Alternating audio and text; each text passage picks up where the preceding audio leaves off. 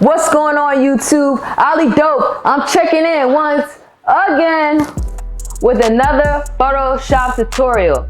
Now, I love ice cream, but sometimes dairy can be the death of you. Lactose, lactose, lactose. Gary, move, bitch. This month has been inspired by surreal art and surreal inspiration. So, with that being said, since I love ice cream and I know it can be the death of you, I feel like we should merge the two. So today, we're gonna take this skull and make an ice cream surreal design. Follow me, let's get to it.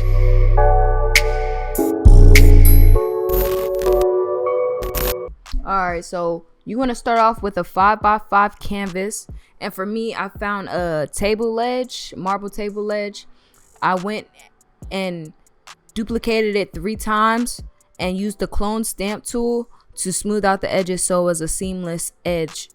Next, you want to grab the skull and grab your cone. I'm gonna cut out the cone because I just want the ice cream, and now we're gonna merge them together. So first we're gonna adjust the hue and the saturation on the actual cone, and we're gonna do the same thing for the skull so they both match.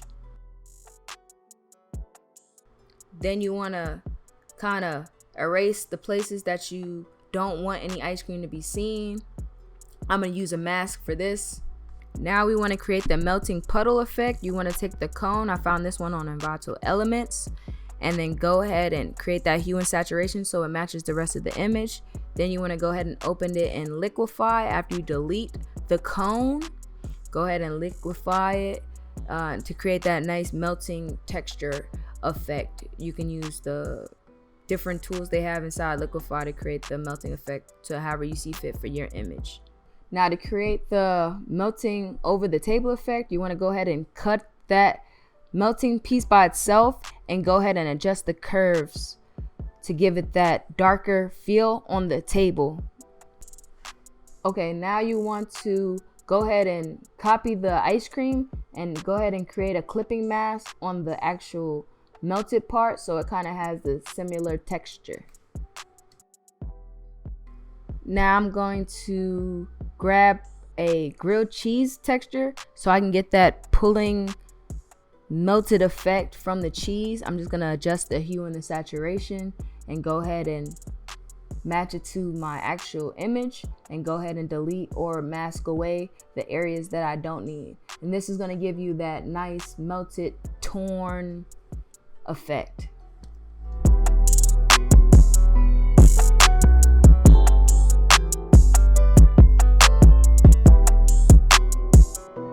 Okay, now I'm gonna add a cone.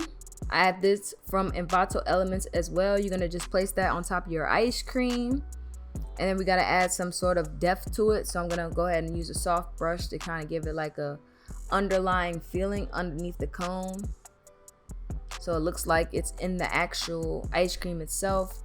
And then we got to give it like a little shadow underneath so it gives it some depths. And then after that, we're just going to adjust the brightness and the contrast just so it matches the overall image, and then bring down the hue and the saturation just a little bit. I just brought down the saturation just so it just matches a little bit better.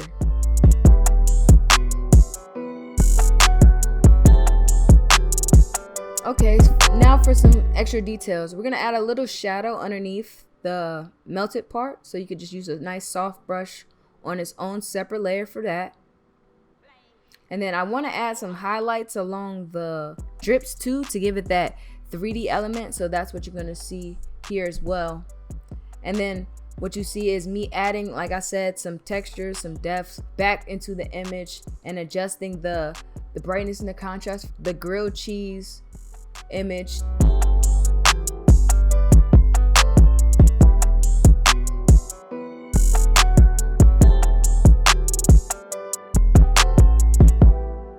A lot of these adjustments that you guys are seeing is just brightness and contrast and or curves, and it's all based on your image or the colors that you selected.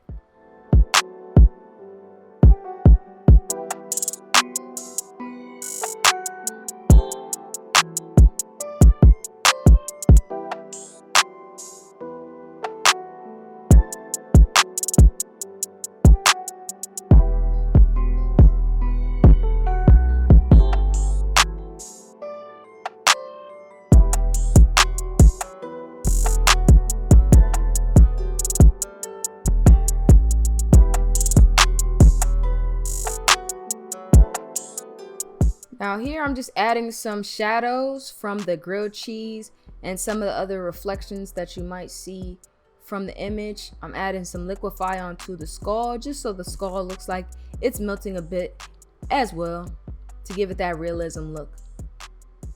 And I'll go ahead and mask it into the actual melting so it looks like it's melting into the puddle of ice cream. Now I'm gonna go ahead and add some fog, add a nice little background. I felt like using a red background would bring a nice strong contrast between the blue, the black, and the red. And then I'm going to add some bevel and emboss, as you can see on the table, just so it gives it, like I said, some more depth. And I'm doing that to the front part that I actually cloned at the beginning as well. Now I'm always kind of jumping around, so I am gonna go back to the background and add a field blur to it, just so it has that realistic bokeh in the background, so it looks like it's in the distance and it looks like your main focus is the actual ice cream itself.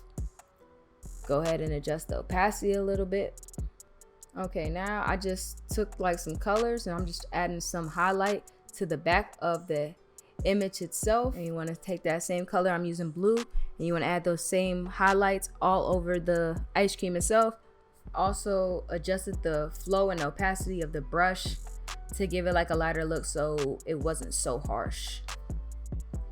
Now we're gonna go ahead and take the whole image after you grouped everything together and opened it in camera raw filter, and once again you're gonna go ahead and just make a few adjustments. I'm using black, the whites, you know, curves, dehaze.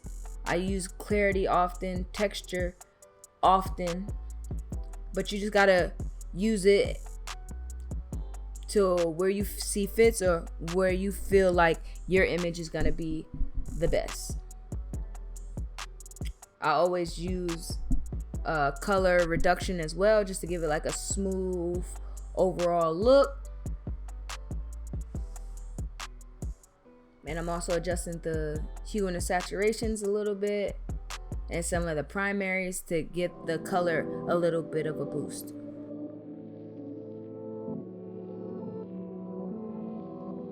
Plain 31.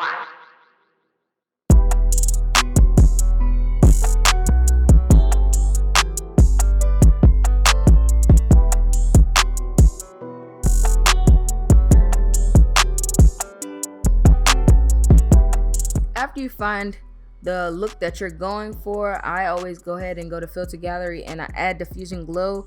I just think I like the overall grain that diffusion glow gives, as well as the glow overall with diffusion glow when you use lighten after you duplicate the image and combine them together. Also, this happens sometimes. I didn't like the drips that was originally in the melted ice cream, so I went and found some on Envato Elements again. Link in description if you want to get that discount code. But yeah, used Envato Elements, found this drip, this paint drip, and I just adjusted the hue and the saturation of the paint drip. I also used the puppet warp tool so it can mesh well a little bit better with the melted puddle that was already there. But now that I look at the final product, I kind of like the original liquids, but you know, you live and you learn. This was just practice anyway, so I just was playing around with some new techniques. I haven't used the puppet warp tool in a minute, so I was trying to show you guys how you can use the puppet warp tool on your images to make it fit what you need. So that's what you're seeing now, me warping the paint drip that I got on Envato Elements to fit the melted paint that's already there.